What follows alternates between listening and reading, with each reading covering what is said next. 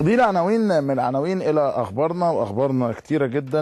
ايهاب صالح طبعا ما صدق لقى قصه وقال لك اصل مجدي عبد الغني منفسن ما بيفهمش حاجه، ومنفسن من سمير زاهر، وقعد بقى يقول كلام وحواديت وحكايات، وقال لك اصله مش عارف حاجه في الحقوق ولا الواجبات. بلاش الله يخليك يا باشمهندس ايهاب، لانه انا سمعت له تصريح قال لك لا يا عم انت بعت ليه النهائي الكاس ب 70 ولا ب 60 الف جنيه لقناه دبي؟ قال لك كنا بنجرجر رجليهم.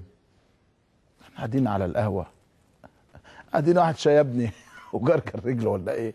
اديني النبي واحد في الاستكانه وجرجر رجل، واحد جر رجله وصلحه، هو ده ينفع؟ يا عم في كل الدنيا معروفه الفيات، المبلغ ده بكذا وده بكذا والنهائي ده بكذا والدنيا بكذا.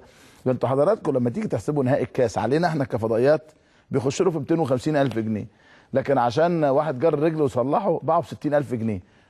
تخيلوا واحد جر رجله وصلحه يقول لك اصل ده منفسن وده مش عارف ايه وده. بلاش كلام فارغ يعني، عيب الكلام الفارغ ده.